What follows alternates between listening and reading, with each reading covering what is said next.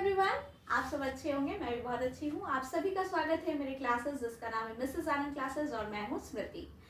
तो मैं आप सभी के लिए आज लेकर आई हूँ चैप्टर नंबर 5 साइंस बुक का standard 9 NCERT science fundamental unit of life.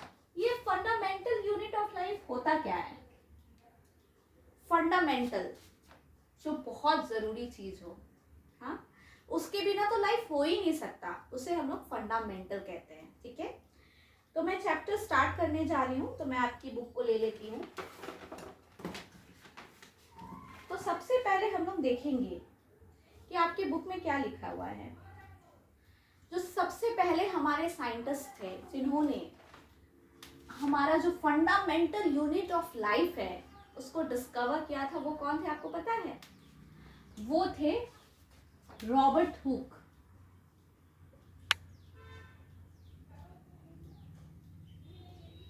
ये जो हमारे साइंटिस्ट है ना, इन्होंने फंडामेंटल यूनिट ऑफ लाइफ को हमारे सामने लाया था।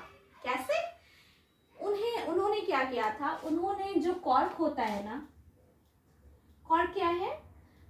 ये जो सब्सटेंस है ये बार्क ऑफ ट्री में पाया जाता है। ठीक है, इसको आप गूगल करेंगे तो आप इससे देख सकते हैं किस टाइप का दिखता है। तो इस कॉर्क को उन्होंने अपने एक माइक्रोस्कोप, सिंपल माइक्रोस्कोप जो उन्होंने खुद बनाया था, उस पर देखा था। ठीक है, तो वो इसका एक स्लाइस लेके उन्होंने देखा था। तो उन्होंने क्या देखा था? उन्होंने देखा था कि इसमें जो है ना हनी कोम जैसा, इस टाइप से, ठीक है, हनी कोम जो होता है हमारा, हनी कोम जैसा उन्हें स्ट्रक्चर्स दिख रहे थे। तो उन्होंने क्या इन स्ट्रक्चर्स को बोला था? तो ये पैराग्राफ बहुत इंपॉर्टेंट है, इसलिए मैं रीड करूंगी। Cork is a substance which comes from the bark of a tree. This was in the year 1665 when Hooke made this chance observation through a self-designed microscope and observed Robert Hooke called these boxes cells. Cell is a Latin word for a little room. तो Robert Hooke ने क्या किया? ये जो इन्होंने discover किया था वो था year 1665. Point to be noted students, ये एक बहुत इंपॉर्टेंट पॉइंट है और ये भी एक बहुत इंपॉर्टेंट पॉइंट है। तो ये 1665 में रॉबर्ट हुक ने इस बॉक्सेस लाइक चीज को क्या बोला था, जो उन्होंने अपने माइक्रोस्कोप से देखा था, इसे इन्होंने सेल कहा था। सेल का डेफिनेशन क्या होता है या मीनिंग क्या होता है? लैटिन वर्ड में, ये एक लैटिन वर्ड है और इसका मीनिंग होता है लिटिल रूम। ठीक है, लिटिल रूम। तो इन्होंने इन बॉक्सेस को सेल बोला था। ठीक है, तो इसीलिए हमारा जो सेल है ना उसको फंडामेंटल यूनिट ऑफ लाइफ बोला जाता है। और सबसे पहले हमारे जो साइंटिस्ट है, महान साइंटिस्ट रॉबर्ट हुक ने इन द ईयर 1665 में इसे देखा था। ठीक है, अपने एक माइक्रोस्कोप से। तो अब बताना चाहूंगी कि जो लिविंग ऑर्गेनिजम्स है वो बनते किससे हैं। ठीक है, लिविंग ऑर्गेनिजम्स जो हमारे हैं वो क्या चीज से मेड अप होते हैं? तो हमारे जो लिविंग ऑर्गेनिजम्स है वो सेल से मेड अप होते हैं। ठीक है, ये एक्टिविटी भी आप कर सकते हैं ओनियन पिल के साथ। अपने घर में तो आप नहीं कर पाओगे क्योंकि घर में माइक्रोस्कोप नहीं होगा, आपको अपनी लैबोरेटरी में ही करना होगा। एक स्लाइस लीजिए एक ऑनियन पिल का और उसको माइक्रोस्कोप में देखिए और देखिए क्या दिखता है। आपको किस टाइप के स्ट्रक्चर्स दिख रहे हैं, क्या दिख रहा है, किस टाइप के अंदर में होता है, बनावट जो हमारी होती है वो किस टाइप की होती है। ठीक है, तो इसमें हम लोग और आगे पढ़ते हैं। ओके,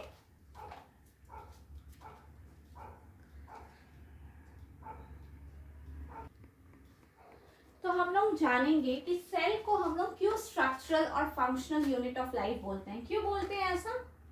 बेसिक यूनिट या फिर स्ट्रक्चरल या फिर फंक्शनल यूनिट ऑफ लाइफ क्यों बोलते हैं? क्योंकि जो हमारा सेल होता है ना,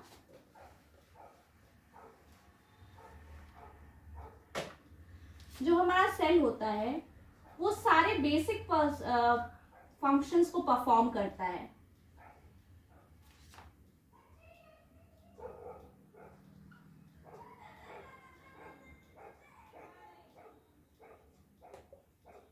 लाइफ के जो भी प्रोसेसेस होते हैं उसके बेसिक फंक्शंस को परफॉर्म करता है, इसीलिए it is known as the fundamental और basic and structural function of life. ठीक है, अब एक चीज, एक क्वेश्चन आएगी कि जो हमारा स्ट्रक्चर है, वो स्ट्रक्चर सिमिलर दिखता है या फिर डिफरेंट होता है। जैसे एक सेल है,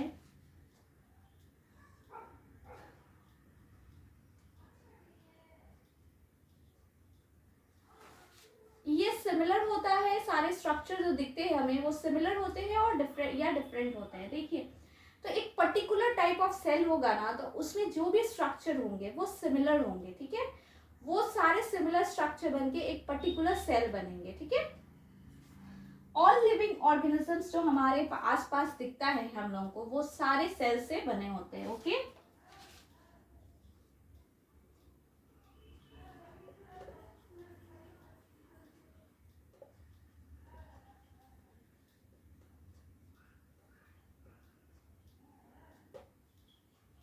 जितने भी लिविंग ऑर्गेनिजम्स होते हैं वो सेल से बने होते हैं। ठीक है, और आगे हम लोग पर ऐसे ऑर्गेनिजम्स हैं जिनमें जो सिंगल सेल होते हैं और मल्टी सेल्यूलर। तो ये सिंगल सेल्यूलर और मल्टी सेल्यूलर ऑर्गेनिजम्स क्या होते हैं, डिफरेंशिएट कैसे करेंगे हम लोग।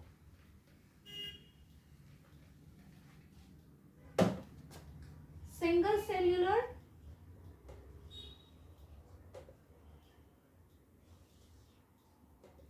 Multi cellular. Okay, two types के ऑर्गेनिजम्स होते हैं। सिंगल सेल्यूलर मतलब इनका जो सेल होता है वो सिंगल सेल होता है, एक ही सेल होता है। ठीक है, यहाँ पे मल्टी मतलब बहुत सारे, मैनी सेल्स। ओके, तो इसके एग्जाम्पल्स क्या होंगे, इसके एग्जाम्पल्स है, मैं आपको बताती हूँ उसके एग्जाम्पल्स। लैमिडोमोनास आपके बुक में दिया हुआ है, लैमिडोमोनास, ये सिंगल सेल्यूलर एग्जाम्पल है। सबसे सिंपल है एमीबा, बैक्टीरिया,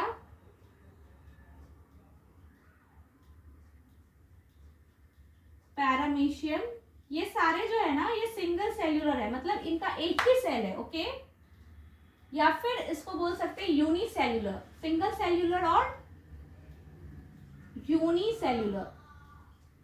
यूनिसेल्यूलर का मतलब uni means one. Okay, uni means one, तो यूनिसेल्यूलर होते हैं और मल्टी सेल्यूलर, मल्टी का मतलब बहुत सारे। ठीक है, तो ये इनका सबसे सिंपल एग्जांपल हम लोग हैं। We human beings, we have multi cells, we have nerve cells, we have brain cells, we have different types of digestive cells, so we are made up of different types of cells. The human body is made up of different types of cells.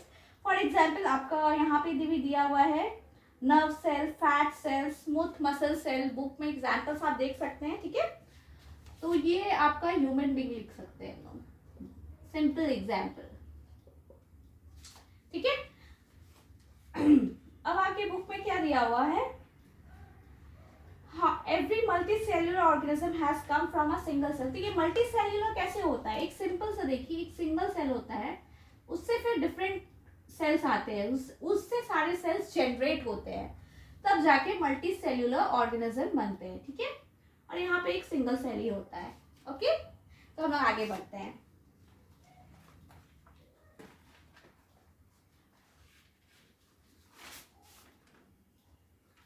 एक paragraph बहुत ज्यादा important लगा है मुझे आपकी book में, जो है आपका पेज नंबर 58 में जो दिया है ना, जो सेल्स पहले डिस्कवर किसने किए थे, हिस्ट्री ऑफ सेल्स हम लोग देखेंगे। ठीक है, ये एक बहुत इंपॉर्टेंट है, इसलिए मैं आप सभी को बता रही हूँ।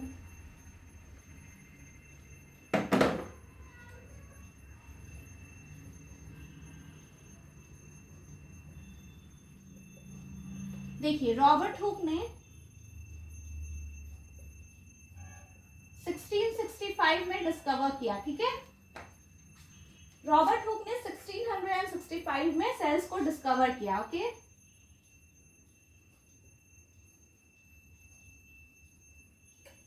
फिर जो थे हमारे scientist Robert Leeuwenhoek, इन्होंने डिस्कवर किया पोन्ड वाटर में सेल्स को. ठीक है, फिर it was Robert Brown in 1831 who discovered the nucleus in the cell.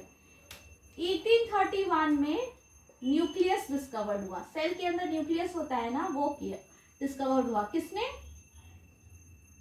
Robert Brown ने डिस्कवर किया. ठीक है,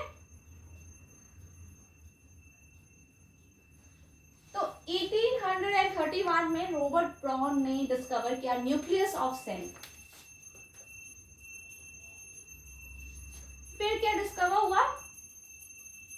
फिर लीडेन एंड स्वैन ने 1839 में सेल थ्योरी को डिस्कवर किया. ठीक है, इस तरीके से 1839 में लीडेन एंड स्वैन, ओके, ने क्या डिस्कवर किया? Cell theory. ओके, इसका फर्दर पार्ट किसने एक्सपैंडेड पार्ट किया? 1855 में. ठीक है, तो इस तरीके से सेल का डिस्कवर हुआ.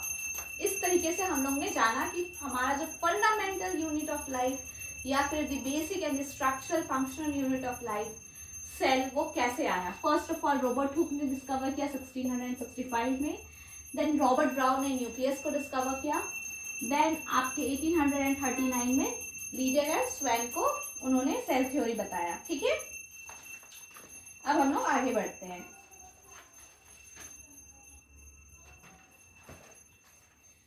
तो देखिए, अब जो शेप और साइज ऑफ सेल्स होते हैं ना, वो स्पेसिफिक फंक्शन के ऊपर डिपेंड होते हैं. ओके,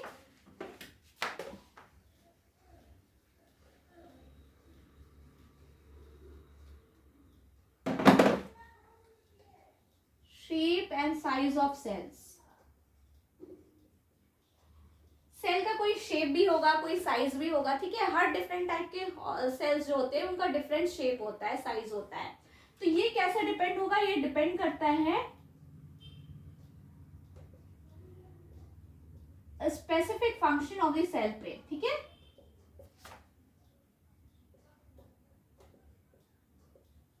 उस सेल का फंक्शन क्या है, उस फंक्शन जो स्पेसिफिक पर्पस है उस सेल का, उस पर डिपेंड करता है उनका शेप और साइज. ठीक है, हम लोग आगे बढ़ते हैं. देखिए, इसका मतलब क्या होता है? डिफरेंट पार्ट्स जो ह्यूमन बॉडी का होता है वो डिफरेंट फंक्शंस होता है. A cell is able to live and perform all its functions because of organelles. These organelles together constitute the basic unit called the cell. देखिए, अब एक इंटरेस्टिंग फैक्ट है. हमने बोला कि जो हमारा बॉडी है या फिर हमारा बॉडी किससे बना हुआ है? ऑल लिविंग ऑर्गेनिजम्स किससे बना हुआ है? ऑल लिविंग ऑर्गेनिजम्स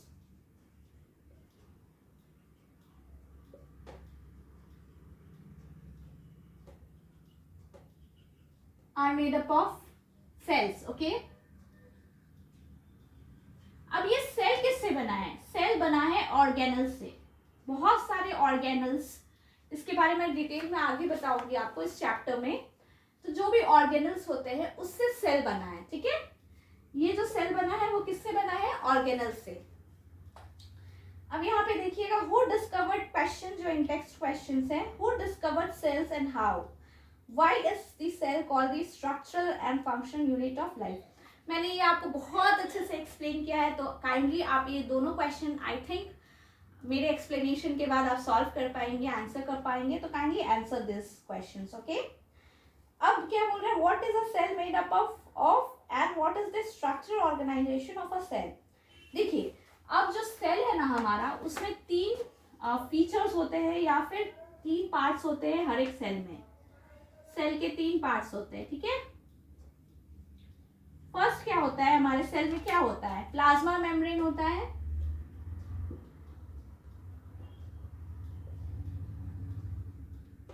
दूसरा क्या होता है? न्यूक्लियस और साइटोप्लाज्म.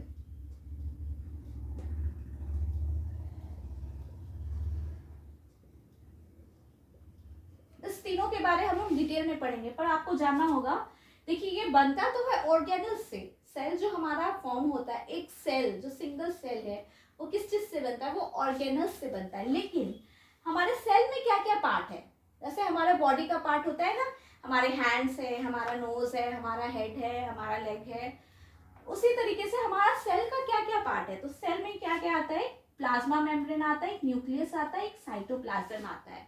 तो इसको हम लोग डिटेल में अभी जानेंगे, एक एक पार्ट को हम लोग अच्छे से समझेंगे। ओके,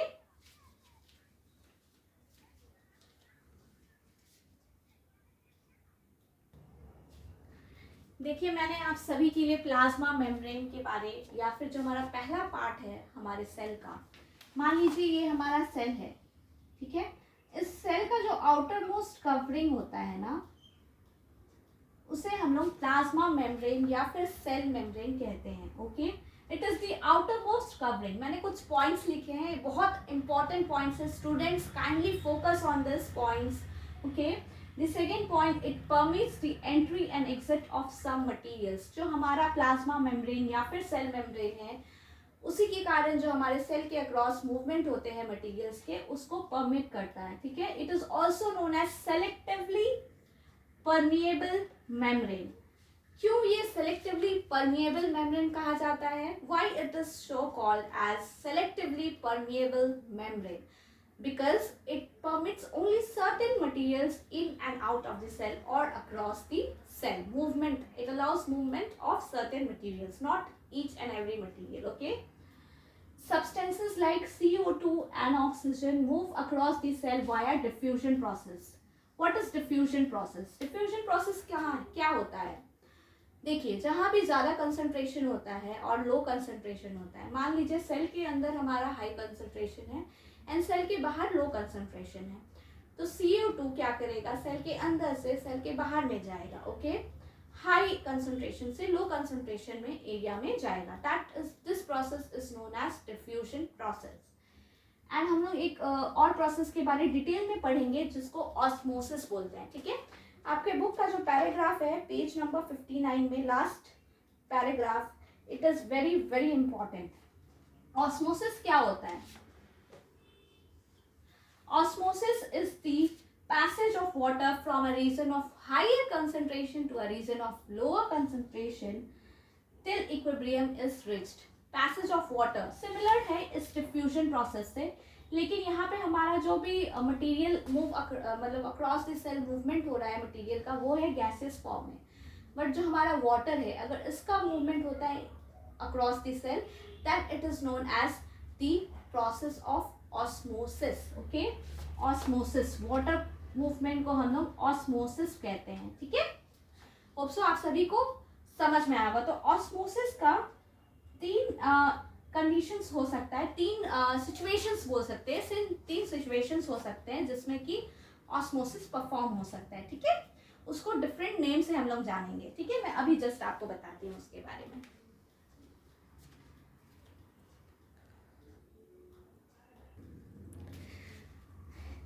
सो स्टूडेंट्स, ये बहुत वेरी वेरी इंपॉर्टेंट आपका एक मैंने चार्ट प्रिपेयर किया है for hypotonic solution, isotonic solution and hypertonic solution. तो काइंडली इसे आप अपने नोटबुक में नोट कर लीजिए, क्योंकि ये बहुत इंपॉर्टेंट है और आप इससे सिंपली इस तीनों प्रोसेसेस को आराम से समझ सकते हैं। तो मैं आपको एक्सप्लेन करती हूँ। देखिए, अगर ये मान लीजिए हमारा सेल है, ये सराउंडिंग है सेल का, ठीक है। इसमें अगर हमारा ज़्यादा कंसंट्रेशन है वाटर का, सेल के अंदर जितना कंसंट्रेशन है उससे ज़्यादा सेल के बाहर कंसंट्रेशन है, इन सिंपल वर्ड्स, तो सेल यहाँ से हायर कंसंट्रेशन से लोअर कंसंट्रेशन में जाएगा, तो बाहर से अंदर जाएगा। सो सेल का क्या होगा, अमाउंट ऑफ वाटर एंटरिंग जो कर रहा है वो ज़्यादा होगा जितना वो लीव कर रहा है, ठीक है। तो इसके कारण क्या होगा, सेल जो होगा वो स्वेल अप हो जाएगा, मतलब फूल जाएगा वो, ठीक है।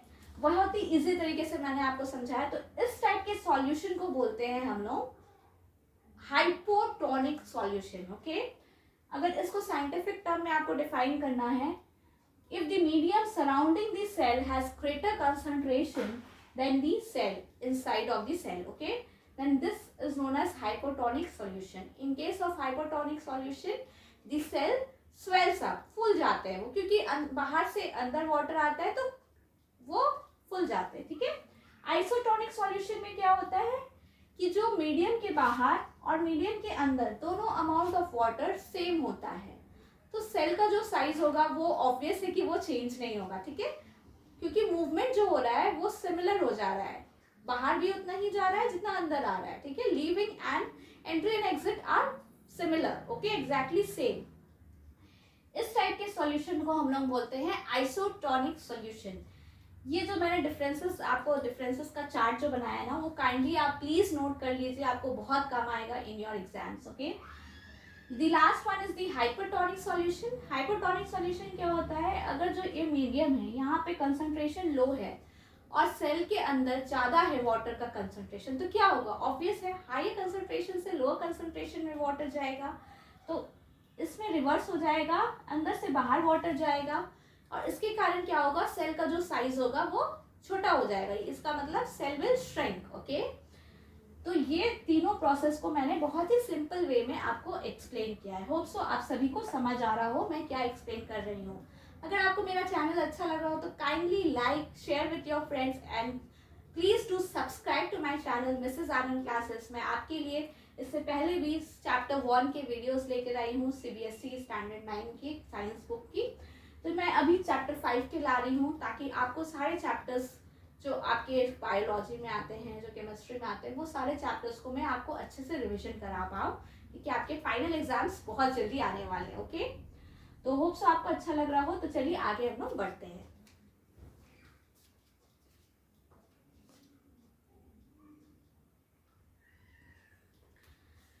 तो एग्जाम्पल्स, ऑस्मोसिस प्रोसेस को भी हमने बहुत अच्छे तरीके से समझा है, तो उसके एग्जाम्पल्स देख लीजिए। यूनिसेल्युलर फ्रेश वाटर ऑर्गेनिजम्स जो होते हैं वो किस प्रोसेस से वाटर गेन करते हैं, वो भी ऑस्मोसिस के प्रोसेस से वाटर को गेन करते हैं, ठीक है।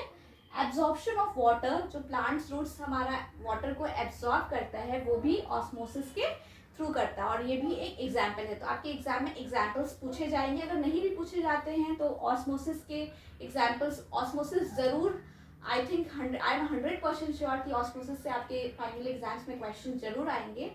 सो एग्जाम्पल्स आपको देने से एक्स्ट्रा मार्क्स तो नहीं मिलेंगे, बट आपको फायदा होगा, ठीक है, मे भी एक्स्ट्रा मार्क्स भी मिल जाए। तो अब हम लोग देखेंगे कि जो हमारा प्लाज्मा मेम्ब्रेन है या फिर जो हमारा सेल मेम्ब्रेन है, जिसके बारे में अभी हमने डिटेल में पढ़ा है, वो क्या चीज से बनता है, ठीक है। प्लाज्मा मेम्ब्रेन जो है हमारा,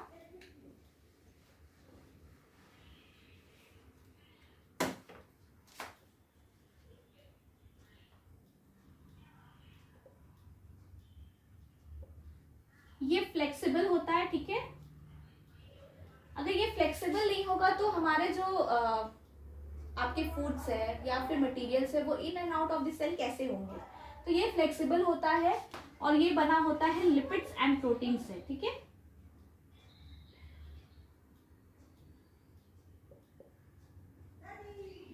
तो एक प्रोसेस है जिसका आपके बुक में दिया हुआ है एंडोसाइटोसिस। ये क्या होता है, एंडोसाइटोसिस एक प्रोसेस है।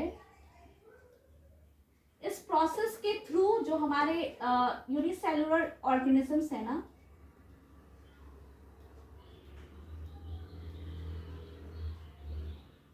लाइक एमीबा, इस प्रोसेस से वो एक्वायर करते हैं फूड,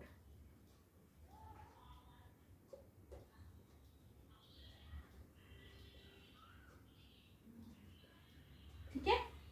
इस प्रोसेस के थ्रू हमारे unicellular organisms like amoeba acquires food, okay. Endocytosis, ये शॉर्ट क्वेश्चंस आते हैं ना 1 मार्क्स के, उसमें पूछ सकते हैं आपके एग्जाम में, ओके।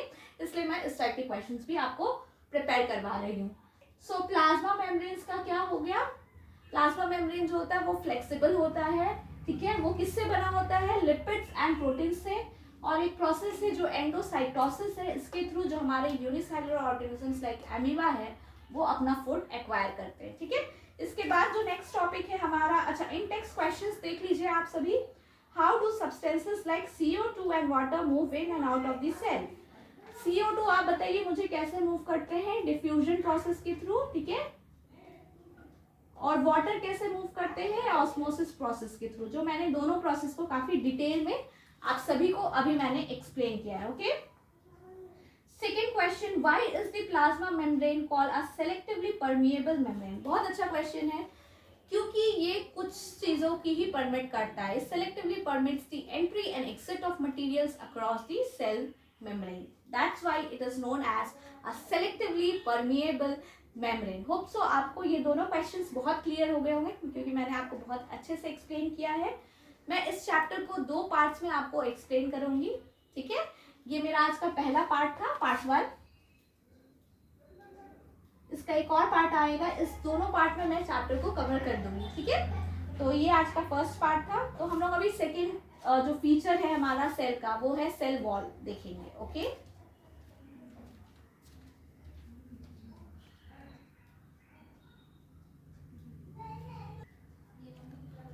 सेल वॉल क्या होता है, देखिए सेल वॉल है ना, ये हमारा सेल है, मान लीजिए यहाँ पे आपका एक लेयर है सेल मेम्ब्रेन का, और इसके बाद होता है सेल वॉल। ये है आपका सेल वॉल, ठीक है।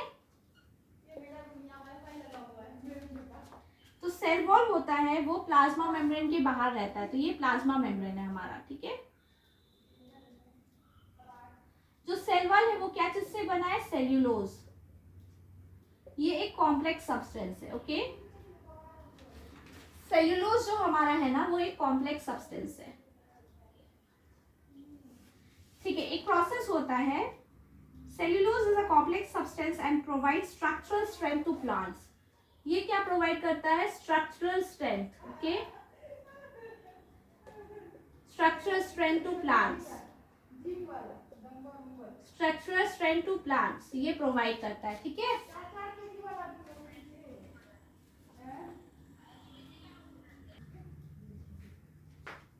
ठीक है, सेल्यूलोज जो है हमारा वो स्ट्रक्चरल स्ट्रेंथ प्लांट को प्रोवाइड करता है, ठीक है। अब हम लोग देखेंगे एक प्रोसेस, प्लाज्मोलाइसिस। प्लाज्मोलाइसिस क्या होता है देखते हैं।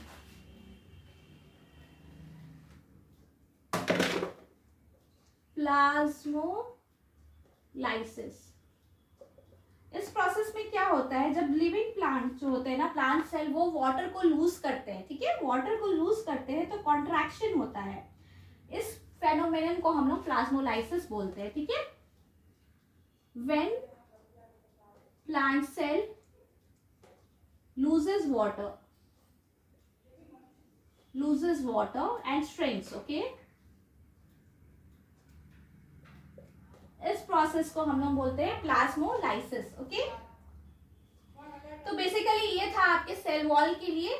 और एक हम लोग लास्ट पैराग्राफ में इसमें एक पढ़ सकते हैं, इंपॉर्टेंट उतना ज्यादा नहीं है बट हम लोग पढ़ सकते हैं। Cell walls permit the cells of plants, fungi and bacteria to withstand very dilute external media without busting.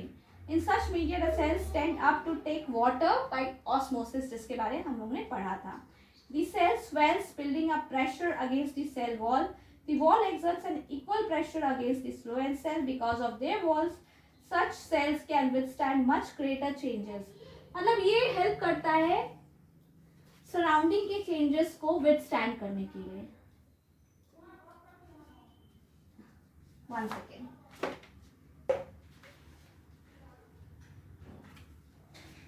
Helps, simple words में, withstand surrounding changes. Okay?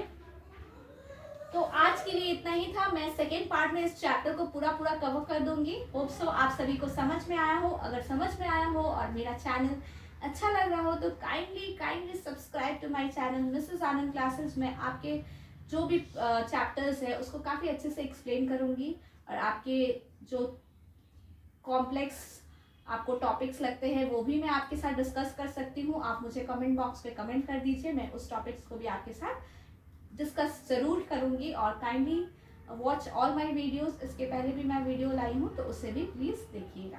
Thanks for watching my video.